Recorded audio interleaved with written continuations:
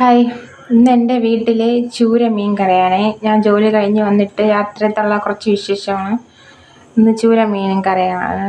ഞാൻ എൻ്റേതായ രീതിയിൽ വയ്ക്കുന്നതാണ്. തിരുവനന്തപുരം സ്റ്റൈലിൽ മീൻ കറിയാണ്. ഇനി അരപ്പ് തയ്യാറാക്കാം. തേങ്ങ,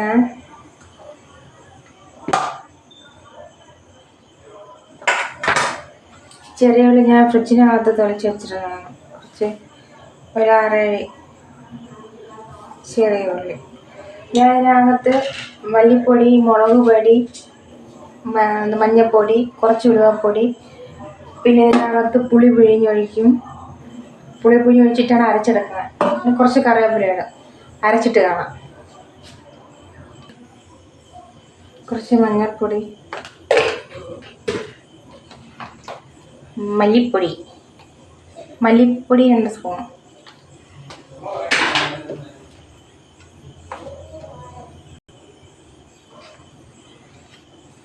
കുറച്ച് ഉലുവപ്പൊടി, പിന്നെ മുളക് പൊടി. എൻ്റെ മുളക് പൊടി കട്ട പിടിച്ച് പോയി, എന്താണോ. ഇവിടെ എരി അധികം വേണ്ടാത്തത് കൊണ്ട് 2.5 സ്പൂണ് മുളക് പൊടി.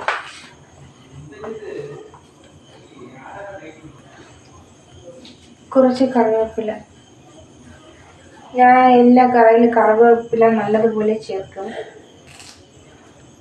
ഇതെനിക്ക് ഭയങ്കര ഇഷ്ടമാണ്, ഞാൻ അങ്ങനെ ചേർക്കും. പുളി വെള്ളം ഒഴിച്ച് ചേർക്കുക.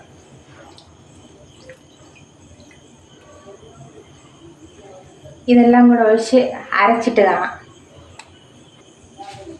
അപ്പോൾ ഇതാണ്ട് അരപ്പരച്ചെടുത്തിട്ടുണ്ട്. ഇത് ചേർത്ത് കൊടുക്കാം.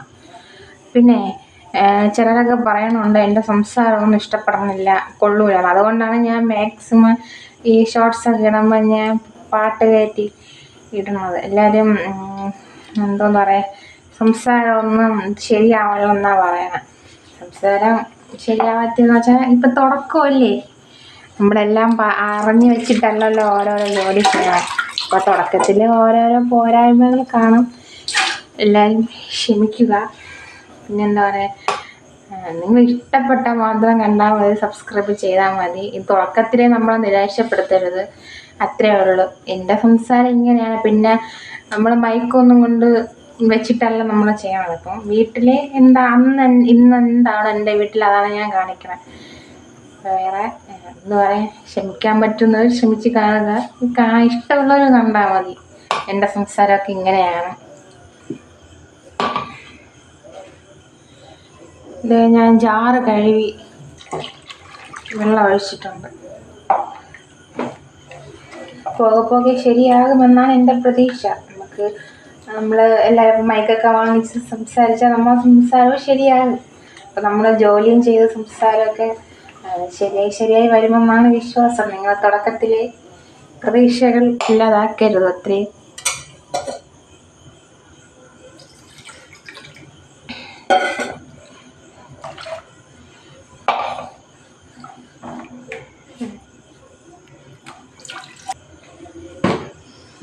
ഗ്യാസ് കത്തിക്കാം.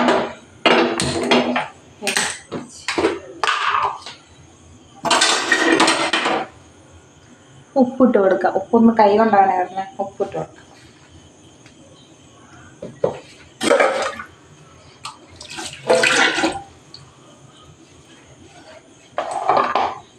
പിന്നെ ഇതിൽ ഞാൻ സാധാ പച്ചമുളകല്ല കേട്ടോ, നാടൻ പച്ചമുളകുണ്ടല്ലോ. ഇവിടെ ഉടങ്കില്ലി എന്ന് പറയും. നല്ല എരിവും മണമുള്ള നല്ല ടേസ്റ്റൊക്കെ ഉള്ളൊരു മുളകാണ്. പിന്നെ ഒരു തക്കാളി. പിന്നെ ഇതിൽ മാങ്ങയോ മുരിങ്ങയ്ക്കോ ഒക്കെ ഇടാം. പക്ഷേ എൻ്റെ അടുത്ത് ഇല്ലാത്തത് കൊണ്ട് ഞാൻ ഇത് രണ്ടും വെച്ച് അഡ്ജസ്റ്റ് ചെയ്യാൻ പോവുകയാണ്.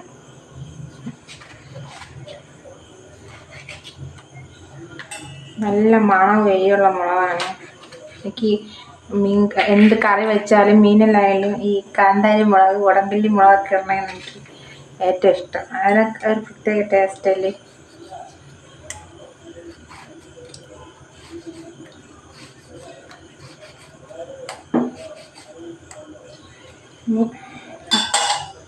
അടച്ച് വയ്ക്കാം. ഇനി തിളക്കട്ടെ. ഇനി അടുത്ത് പയറ് വിഴുക്കുണ്ടാക്കാം. ഇനി പയർ വെഴുക്ക് വയ്ക്കാവേ. വെളിച്ചെണ്ണ ഒഴിച്ച്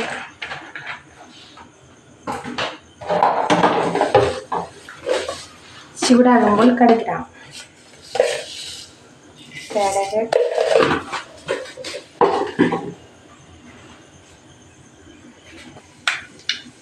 കടുക് പൊട്ടി ഇനി കറിവേപ്പില ഇട്ട് കൊടുക്കാം.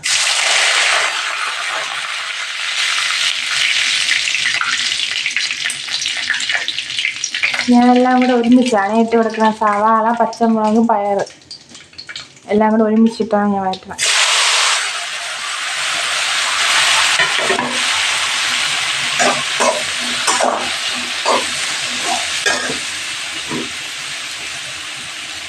ഉപ്പ് ആവശ്യത്തിന്.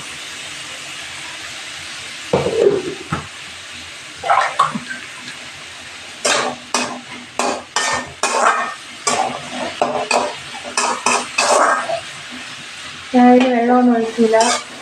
ഈ വെളിച്ചെണ്ണ കിടന്ന് കഴിഞ്ഞാൽ നന്നായിട്ട് ഞാൻ വേവിച്ചെടുത്തു. ഞാൻ വേറെ വെള്ളമൊന്നും ഒഴിക്കില്ല. അടച്ചു വെച്ച് വേവിക്കാം.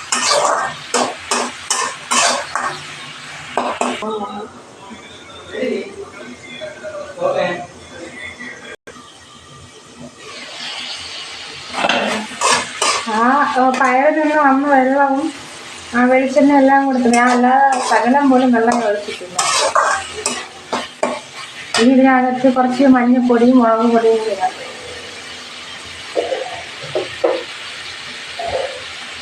കുറച്ച് മതി, ഒരുപാട് വേണ്ട, കുറച്ച്. നിങ്ങൾ ഇങ്ങനെയൊക്കെയാണോ വയ്ക്കുന്നത്? ഞാൻ എൻ്റെതായ രീതിയിൽ കുറച്ച്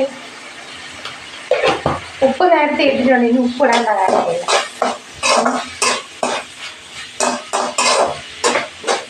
ഇനി കുറച്ചും കൂടെ വറ്റോ. അത് വെള്ളം പോലെ കിടക്കില്ലേ. ഇനി കുറെ കൂടെ വറ്റട്ടെ. അങ്ങനെ വീട്ടിൽ റെഡിയായിട്ടുണ്ട്.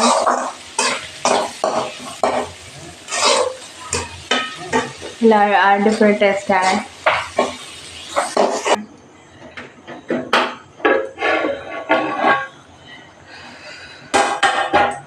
അങ്ങനെ മീൻ കറി റെഡിയായേ.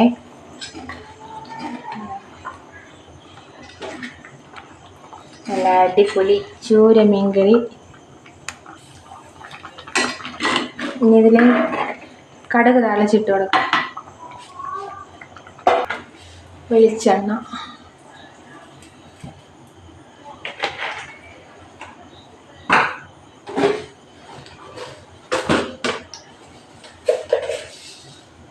കടുക്,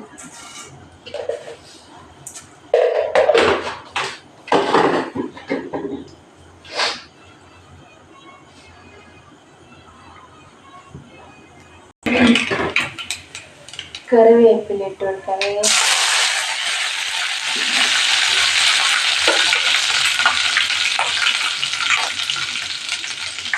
കുറച്ച് മുളക് പൊടി.